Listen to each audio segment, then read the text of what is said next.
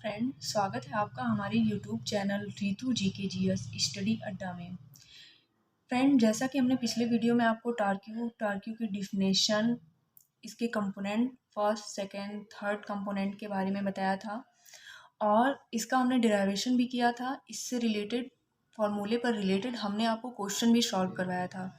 इससे आपको टारक्यू की पूरी टॉपिक अच्छे से क्लियर हो गई होगी।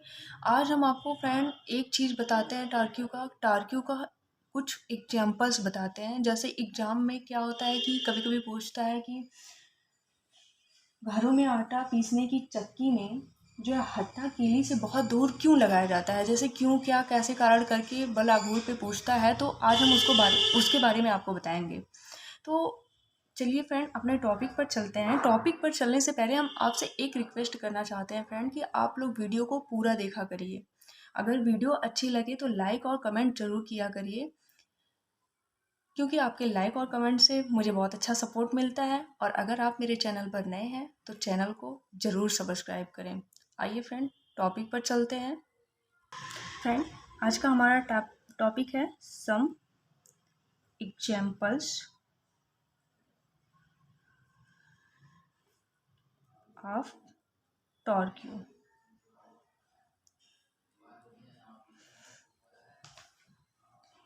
इसमें हमारा पहला एग्जाम्पल क्या है, दरवाज़ा खुलना।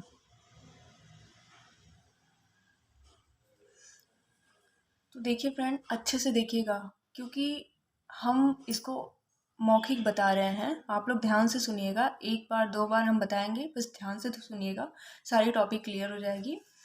तो देखिए फ्रेंड, दरवाज़ा खोलने या बंद करने के लिए हम बीच में बल लगाने की अपेक्षा किनारे पर बल लगाना अधिक उचित समझते हैं। अच्छे से देखिएगा, दरवाज़ा खोलने या बंद करने के लिए हम बीच में बल लगाने की अपेक्षा किनारे पर बल लगाना अधिक उचित समझते हैं, क्योंकि दरवाजे की घूर्णन अक्ष से बल के क्रिया बिंदु की दूरी किनारे पर अधिकतम, मतलब डी का मान तब अधिक होता है, अधिकतम होती है। अतः कम फोर्स लगाकर बल आघूर्ण का मान अधिक किया जा सकता है और दरवाजा सरलता से खुल जाता है। ये हमारा पहला एग्जाम्पल्स रहा। अब हम दूसरे एग्जाम्पल में क्या बताएंगे फ्रेंड, घरों में आटा पीसने की चक्की में हत्था कीली से बहुत दूर, मतलब परिधि के पास क्यों लगाया जाता है। दूसरा क्या है फ्रेंड हमारा, घरों में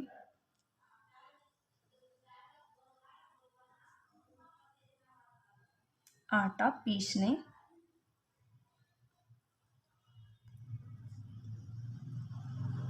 की चक्की, घरों में आटा पीसने की चक्की में हत्था कीली से बहुत दूर क्यों लगाया जाता है। तो इसका रीजन देखिए फ्रेंड, क्या होता है, घरों में आटा पीसने की चक्की में हत्था कीली से बहुत दूर परिधि के पास लगाया जाता है, जिससे कम बल लगाने से ही चक्की आसानी से चल सके। यदि हत्थे को कीली के पास ही लगा दिया जाए तो चक्की को चलाना उतना आसान नहीं होगा।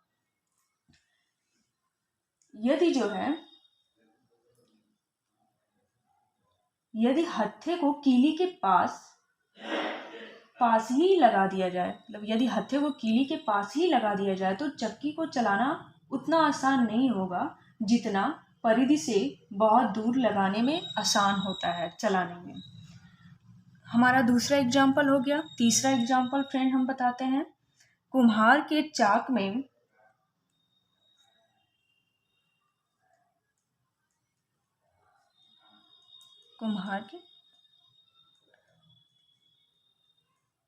कुम्हार के चाक में डंडे से घुमाने के लिए गड्ढा परिधि के पास अर्थात कीली से दूर बनाया जाता है, क्यों। ऐसे क्वेश्चन पूछता है फ्रेंड।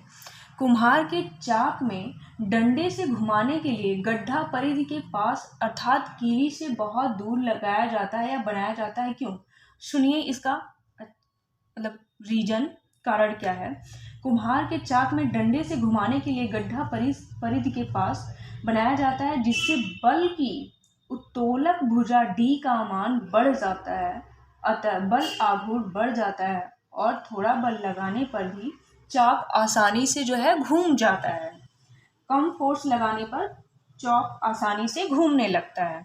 तो ये फ्रेंड हमारा जो है कि एग्जाम्पल हो गया, 2-3 एग्जाम्पल हम आपको बता दिए।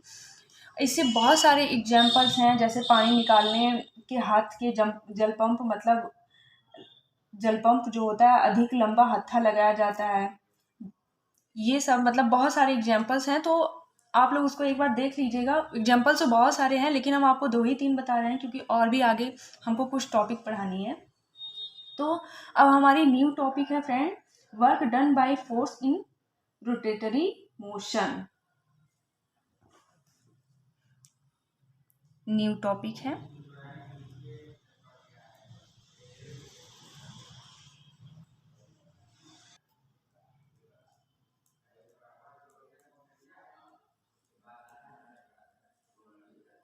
वर्क डन बाय फोर्स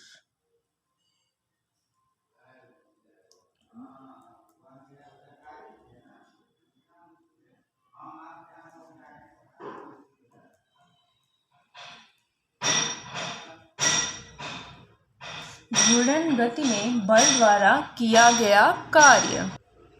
घूर्णन गति में बल द्वारा किया गया कार्य।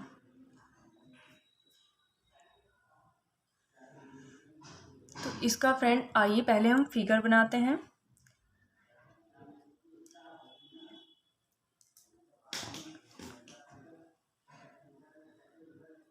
ये हमारा वाई अक्ष हो गया, ये हमारा एक्स अक्ष हो गया।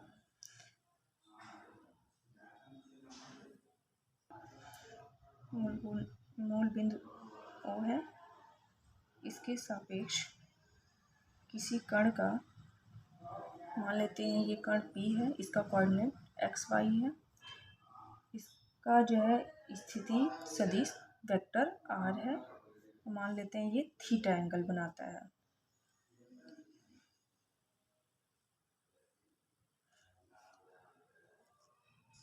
कण P जो है बल F के प्रभाव में z अक्ष के परितः घूम सकता है। बल F के प्रभाव में ये मतलब z अक्ष के परितः घूम जाता है।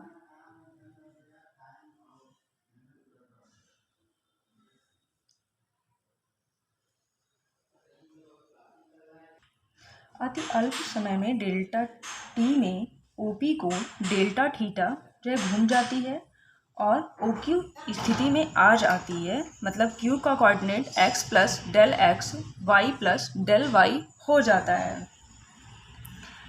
तो आइए फ्रेंड हम इसको लिखते चलते हैं। अब इसका स्थिति सदिश का क्या हो जाएगा friend, r plus del r।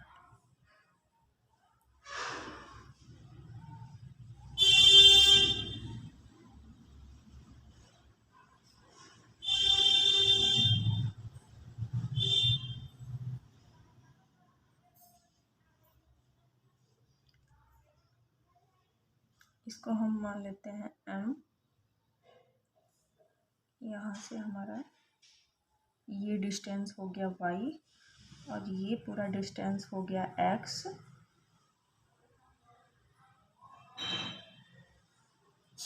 ये हमारा थीटा हो गया। आइए फ्रेंड हम इसको लिखते चलते हैं कि हमने कहाँ कहाँ क्या क्या किया है। हम क्या किए हैं पहले फ्रेंड, माना कि मूल बिंदु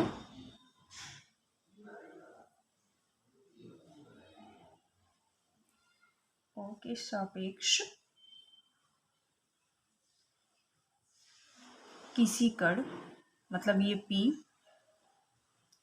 किसी कण P का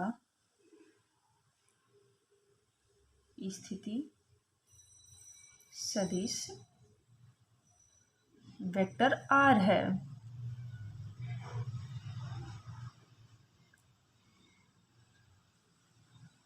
कण P बल F के प्रभाव में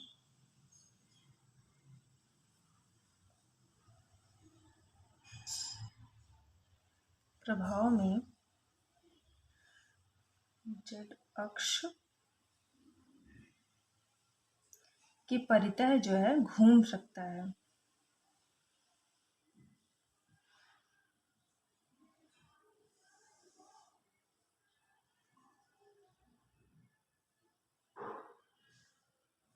जेड अक्ष के परितः मतलब ये घूम सकता है, यहाँ से इधर इधर मतलब जा सकता है अति अल्प समय मतलब डेल्टा टी टाइम में, अति अल्प कम समय में, अल्प समय में ओपी जो है, ओपी कोण डेल्टा थीटा, ये डेल्टा थीटा घूम जाती है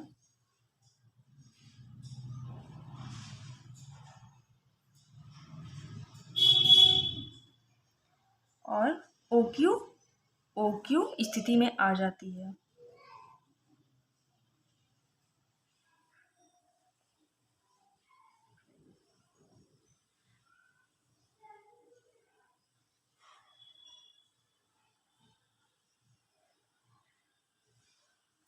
देखिए फ्रेंड, अब वेयर OQ इक्वल टू क्या है, इसका स्थिति सदिश क्या है, हमने लिख दिया है vector r plus del r, तथा PQ इक्वल टू क्या है, सॉरी PQ नहीं, OP, यहाँ पे OP इक्वल टू क्या है हमारा, इसका स्थिति सदिश वेक्टर r है। देखिए फ्रेंड, हमारा P का कोऑर्डिनेट क्या है, वेयर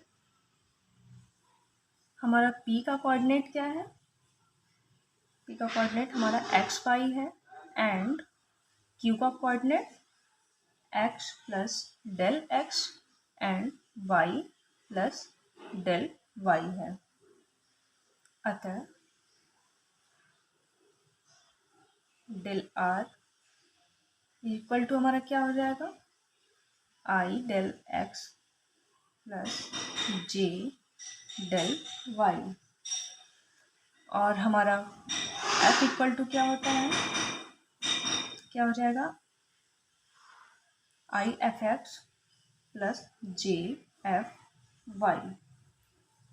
अतः कण के P से Q तक विस्थापित होने में बल द्वारा किया गया कार्य,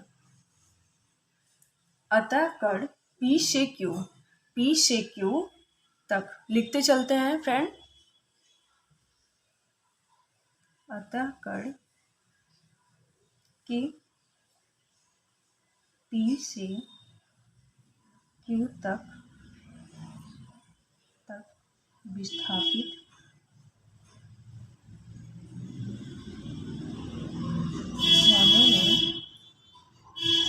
होने में बल द्वारा किया गया कार्य।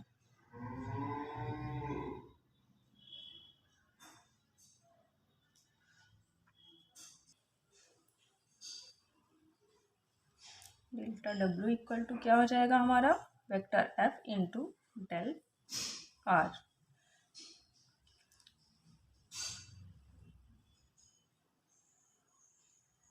देखिए फ्रेंड, इसको हम मान लेते हैं इक्वेशन नंबर 1, इसको मान लेते हैं 2 और इसको मान लेते हैं 3।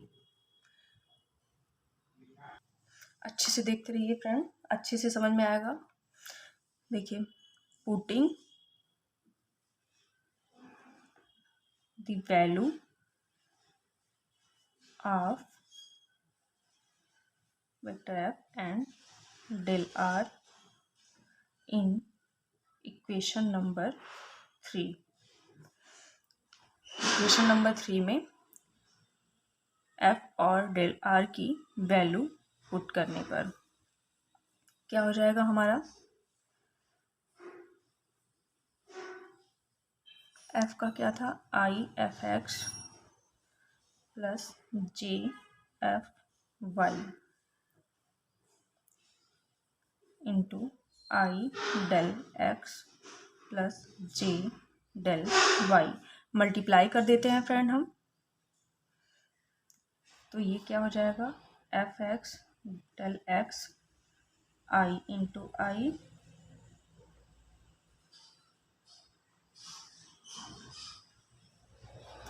F X del Y I into J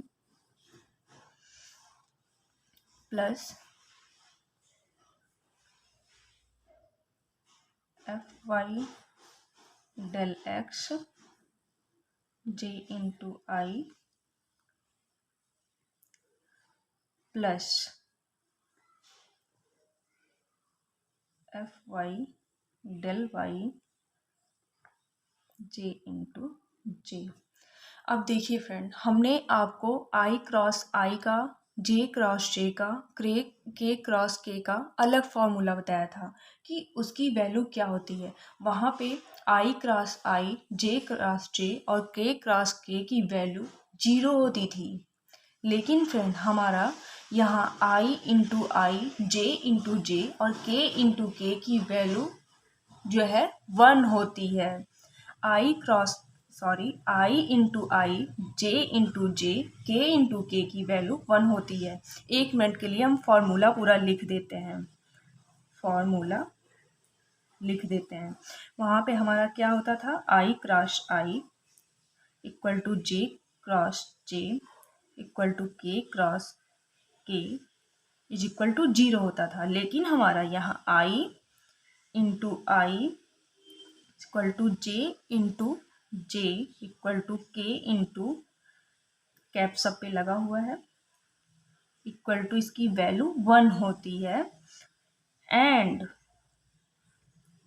I into J equal to J into I, मतलब जो भी आता है equal to I into K equal to K into I equal to J into K equal to K into J. इन सबों की value क्या होती है, हमारी 0 होती है। बहुत इम्पॉर्टेंट फॉर्मूला है, इसको आप लोग बहुत अच्छे से मतलब दिमाग में बैठा लीजिए, क्योंकि इसकी ज़रूरत हमें आगे बहुत जगह पड़ेगी, इसलिए हमने लिख दिया है। तो देखिए फ्रेंड, हमारी इसकी और इसकी वैल्यू क्या होगी, 1 हो जाएगी। तो लिखते हैं फिर से, डेल ओमेगा इक्वल टू इसकी वैल्यू 1 हो जाएगी, इसकी वैल्यू 1 हो जाएगी, बाकी की वैल्यू क्या हो जाएगी, हमारा 0 हो जाएगा। तब हमारा इक्वेशन क्या बनेगा, F X del X plus F Y del Y, यही हमारा बनेगा। इसको हम मान लेते हैं इक्वेशन नंबर 4। अब हम फ्रेंड क्या करते हैं, देखिए यही आएगा, यहाँ पे आई इंटू जे और जे इंटू आई, इसकी वैल्यू क्या होती है, 0। तो इसका वैल्यू हम 0 रखेंगे तो ये तो ऑटोमेटिक ख़त्म हो जाएगा, इसलिए हमारा बस यही बचेगा। अब हम क्या करते हैं फ्रेंड, पहले हम डेल एक्स और डेल वाई की वैल्यू ज्ञात करते हैं। क्या करते हैं, पहले हम डेल एक्स और डेल वाई की वैल्यू निकालते हैं।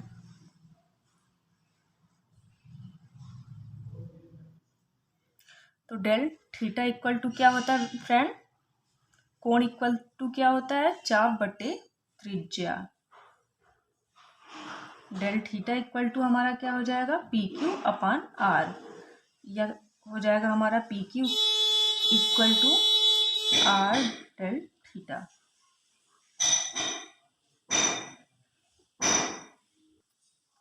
अतः आर डी थीटा मतलब आर डेल थीटा का मान एक्स अक्ष की दिशा में प्रक्षेप डेल एक्स है। लिखते चलते हैं, अतः आर डेल थीटा का x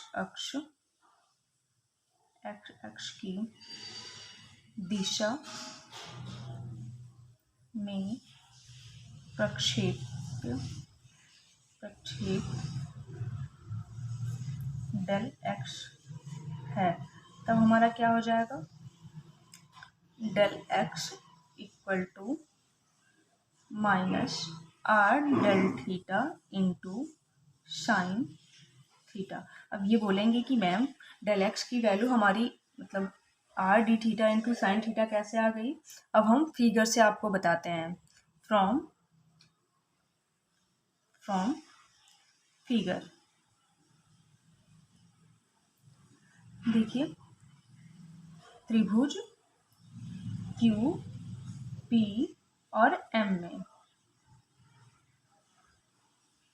M P equal to क्या है फ्रेंड, वहां पे M P equal to minus del X है, और फिर हमारा डी एक्स इक्वल टू क्या हो जाएगा, P Q sine theta, P Q sine theta. और साइन ये हमारा पी क्यू का मान आया है आर डी थीटा, तो उसकी वैल्यू हमने वहां पे पुट कर दी है, फिगर से फ्रेंड हमने किया है। अब पुनः फ्रेंड हम फिगर से ही लेते हैं, भुज ओ पी एन में sine theta equal to P N upon O P, लंब बट्टे कर्ल होता है, तो क्या हो जाएगा हमारा y अपान आर। देन तब हमारा इक्वेशन क्या बन जाएगा, minus R del theta into Y by R is equal to minus Y del theta. ये हमारा आ गया डेल, ये हमारा आ गया डेल एक्स की वैल्यू। इसको मान लेते हैं equation number 5।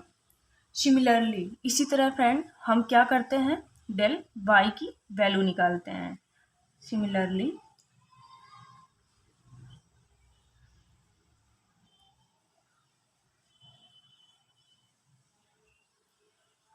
Are D theta का प्रोजेक्शन वाई अक्ष की दिशा में डेल वाई है।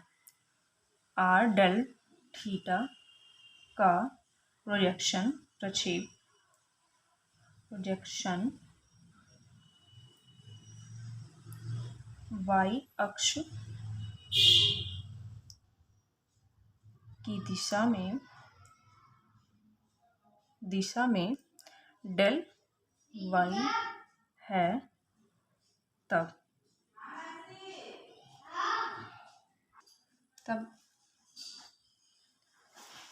त्रिभुज क्यू पी एम में Q M equal to del Y, figure से फ्रेंड हम लिख रहे हैं equal to P Q cos theta is equal to R del theta into cos theta.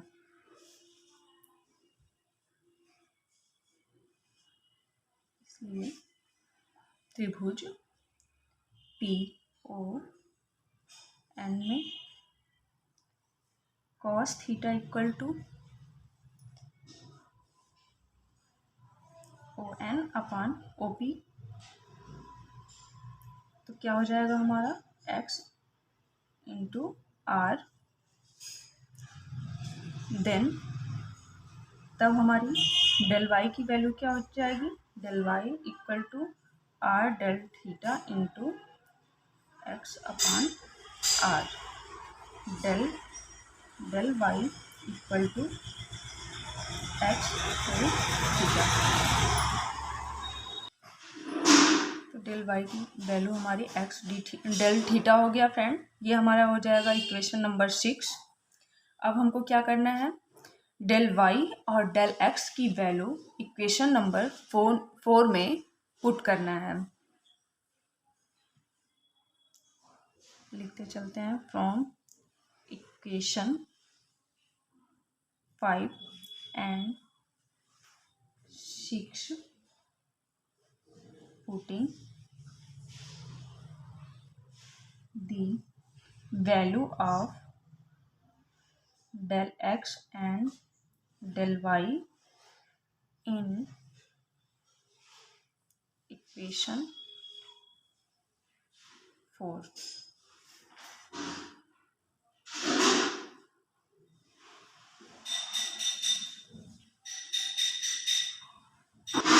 तब देखिए फ्रेंड हमारा डेल ओमेगा की क्या वैल्यू आती है। पहले हम वैल्यू ही पुट करते हैं। पहले हमारा इक्वेशन क्या था हम उसको लिख लेते हैं, नहीं तो आप कंफ्यूज होइएगा कि कहाँ से कहाँ की वैल्यू रखी जा रही है।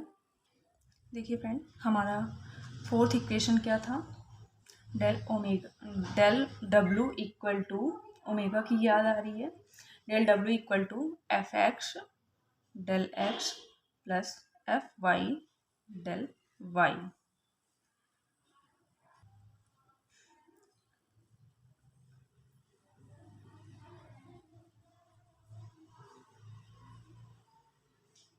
वैल्यू पुट कर रहे हैं।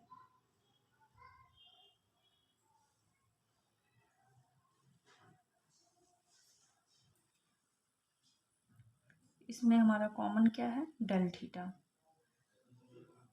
Minus Y F X plus S F Y, common हमारा डेल थीटा।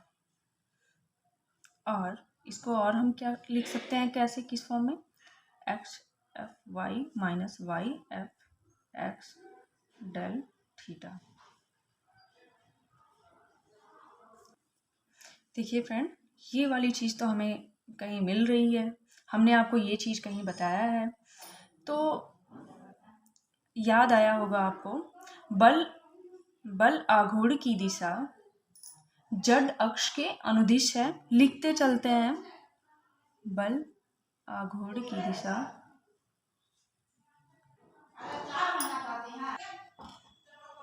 बल आघूर्ण की दिशा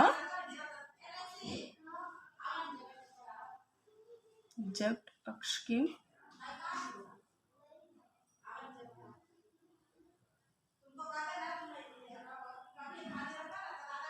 अनुदिश है, और तब बल आघूर्ण का परिणाम क्या हुआ था हमारा, तब बल आघूर्ण का यही परिणाम है फ्रेंड। तब बल आघूर्ण का परिणाम परिमाण यही होता है X F Y minus Y F X. Tau equal to यही हमारी वैल्यू आई थी, X F Y minus Y F X. Tau equal to X F Y minus Y F X. द्विविमा में बल आघूर्ण का केवल एक ही कंपोनेंट होता है, जड अक्ष के अनुदिश। ये हमने आपको पहले ही बताया था, फिर से लिख देते हैं ताकि ये चीज आपको बहुत अच्छे से रिपीट हो जाए। द्विविमा में सेकंड कंपोनेंट में बल आघूर्ण का केवल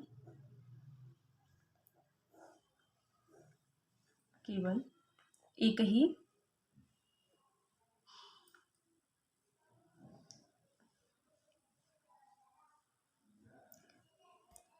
सॉरी फ्रेंड टू डायमेंशन में बल आघूर्ण का केवल एक ही कंपोनेंट होता है। शायद हमने पिछले में कुछ ऐसे गलती बोल दिया है, कंपोनेंट कह दिया है, कंपोनेंट में बल आघूर्ण ऐसे कुछ बोला है, लेकिन ये है टू डायमेंशन में एक ही कंपोनेंट होता है, बल आघूर्ण का एक ही component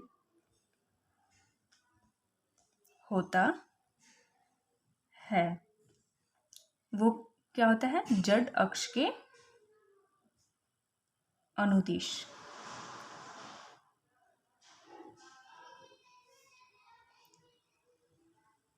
equal to tau del theta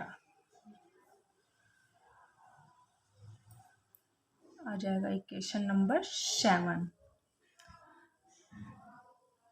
अतः किसी कण के डेल्टा थीटा घुमाने में बल F द्वारा किया गया कार्य उसके बल आघूर्ण तथा कोणीय विस्थापन डेल्टा थीटा के गुणनफल के बराबर होता है।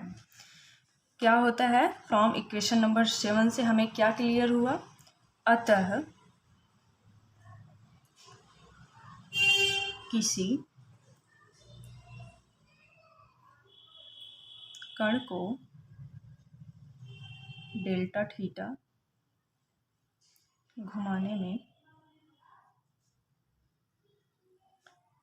बल F द्वारा किया गया कार्य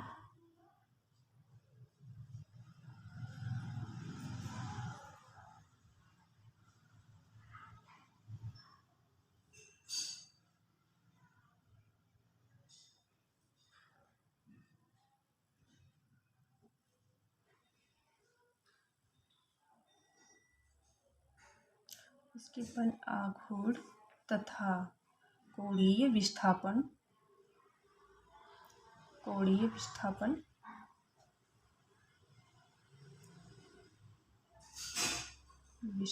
डेल्टा थीटा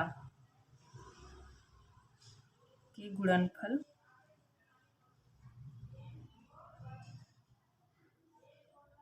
के बराबर होता है।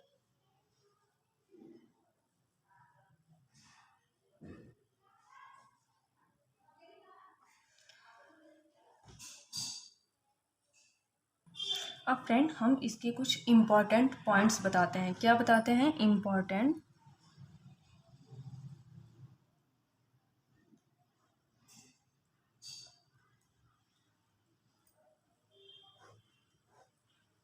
पहला पॉइंट हमारा क्या है?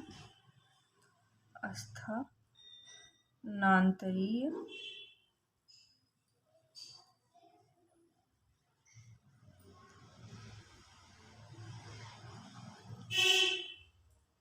देखिए friend, delta W is equal to F/dx।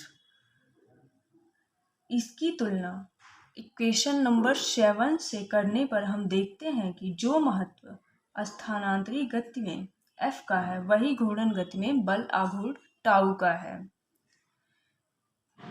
क्या हमको मिलता है फ्रेंड? इसको मौखिक ही सुन लीजिए।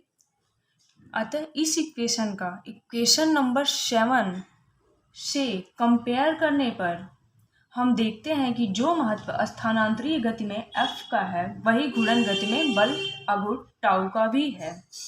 हमारा दूसरा क्या है? बल की शक्ति।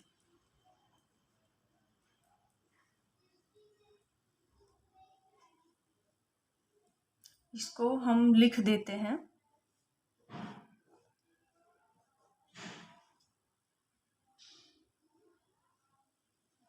अतः delta omega equal to F/dx की तुलना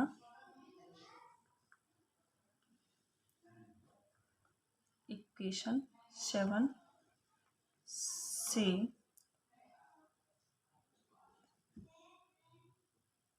करने पर हम देखते हैं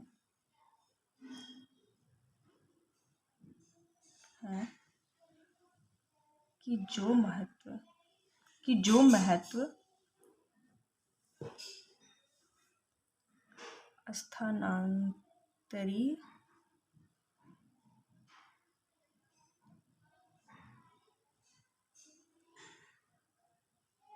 गति में F का है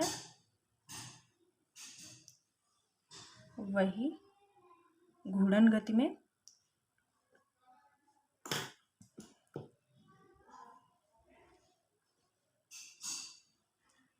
टाउ का है। अब हमारा दूसरा इम्पोर्टेंट क्या है?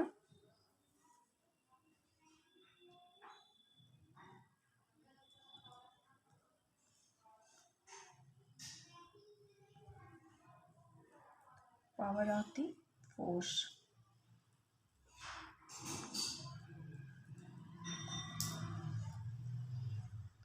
बल की शक्ति किसे कहते हैं, शक्ति किसे कहते हैं? बल के कार्य करने की दर को उसकी शक्ति कहते हैं। डेफिनेशन भी लिख लीजिए। बल के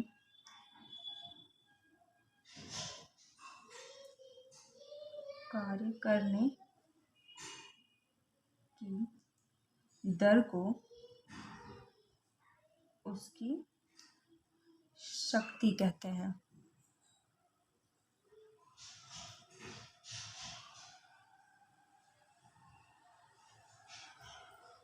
अतः शक्ति पावर P इक्वल टू कार्य बट्टा क्या होता है क्या होता है फ्रेंड?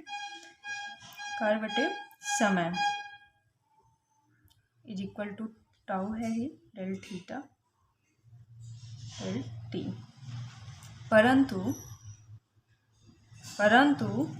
जब डेल्टा टी टेंड्स टू 0 तब delta theta delta T is equal to D theta D T is equal to omega.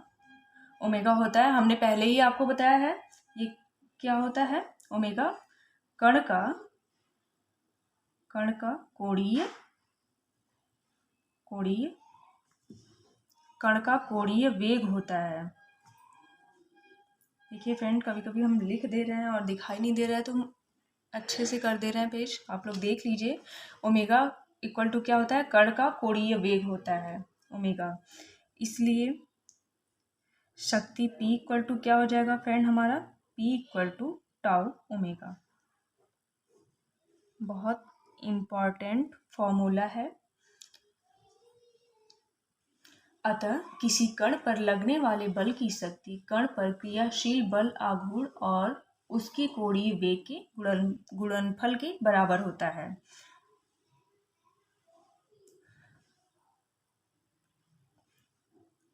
अतः किसी कण पर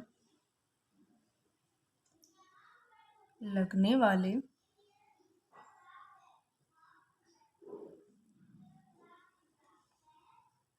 बल की शक्ति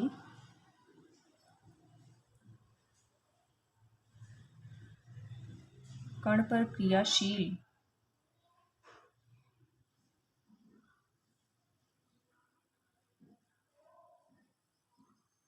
बल आघूर्ण टाउ और उसके कोणीय वेग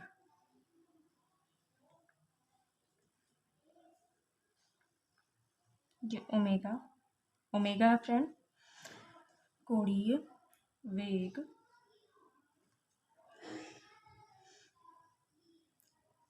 ओमेगा के गुणनफल के बराबर होता है।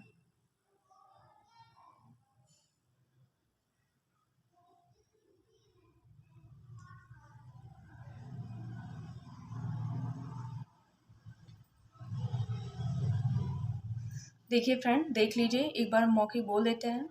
अतः किसी कण पर लगने वाले बल की शक्ति कण पर क्रियाशील बल आघूर्ण टाउ और उसके कोणीय वेग ओमेगा के गुणनफल के बराबर होता है। ये हमारा दूसरा इंपॉर्टेंस था, बल की शक्ति, power of the force. Friend, हम चाहते हैं कि इस फार्मूले से रिलेटेड हम आपको एक क्वेश्चन बता दें, जिससे आपको फार्मूला कभी ना भूले। क्वेश्चन तो देखिए फ्रेंड, हमारा क्वेश्चन क्या है, एक बार पढ़ते हैं। किसी पिंड पर 200 न्यूटन मीटर का बल आघूर्ण आरोपित करने में उसमें उत्पन्न कोणीय विस्थापन 90 डिग्री है। अतः बल आघूर्ण द्वारा कृत कार्य क्या होगा? मतलब ज्ञात करना है हमें W। तो आइए पहले हम क्वेश्चन लिख लेते हैं फ्रेंड। देखिए फ्रेंड, हमारा क्वेश्चन यही है। किसी पिंड पर 200 न्यूटन मीटर का बल आघूर्ण आरोपित करने से उसमें उत्पन्न कोणीय विस्थापन 90 डिग्री है। बल आघूर्ण द्वारा कृत कार्य ज्ञात करिए। आइए क्वेश्चन सॉल्व करते हैं।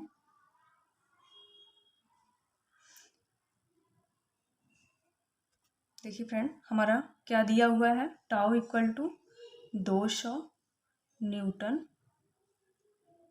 मीटर। थीटा इक्वल टू क्या दिया हुआ है, थीटा इक्वल टू 90 डिग्री। अब इसको हम क्या लिख सकते हैं फ्रेंड, पाई/2। और पाई की वैल्यू क्या होती है, 3.14/2। और हमें ज्ञात क्या करना है, सॉरी, ये W फॉर्मूला हमारा क्या होता है friend, W equal to tau theta. इसकी वैल्यू पुट करते हैं, टाउ और थीटा की, 200 3./2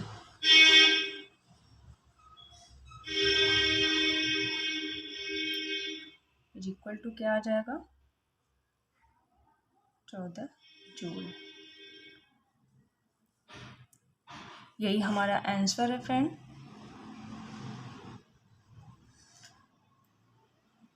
आशा करती हूँ फ्रेंड कि आप लोगों को मेरी वीडियो आज की बहुत अच्छी लगी होगी, क्योंकि मैंने बहुत मन से आप लोगों को बताया है।